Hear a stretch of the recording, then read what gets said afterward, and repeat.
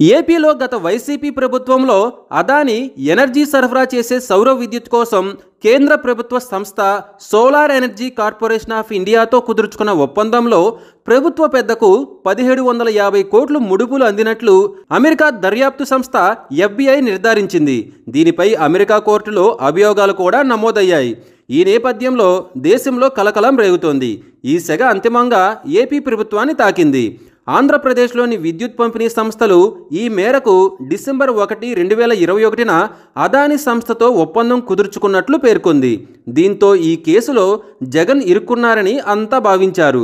అదాని వివాదాన్ని అడ్డం పెట్టుకుని జగన్ను అరెస్టు చేయాలని కూటమి నేతలు భావించారు. తాజాగా చంద్రబాబు హయాంలో ఛార్జీల రేట్లను, జగన్ హయాంలోని రేట్లను వైసీపీ బయటపెట్టింది. ₹4.50తో చంద్రబాబు సీఎంగా ఉన్నప్పుడు ఒప్పందాలు చేసుకుంటే జగన్ సీఎం అయిన తర్వాత ₹2.48కు తగ్గించామన్నారు.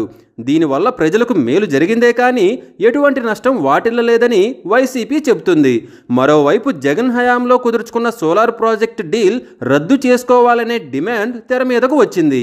అయితే రాష్ట్రంలో అదానికి ఈ సోలార్ ప్రాజెక్టులే కాదు, కీలకమైన కృష్ణపట్నం, గంగవరం పోర్టులు కూడా జగన్ సర్కార్ కట్టబెట్టింది. అలాగే ఇతర రంగాల్లోనూ అదాని జగన్ హయాంలో భారీగా పెట్టుబడులు పెట్టారు. దీంతో వీటిపై కూడా విచారణ చేయించడం లేదా సమీక్షించడం చాలా కష్టం. ఈ నేపథ్యంలో చంద్రబాబుపై ఒత్తిడి మరింత పెరిగే అవకాశాలు కనిపిస్తున్నాయి.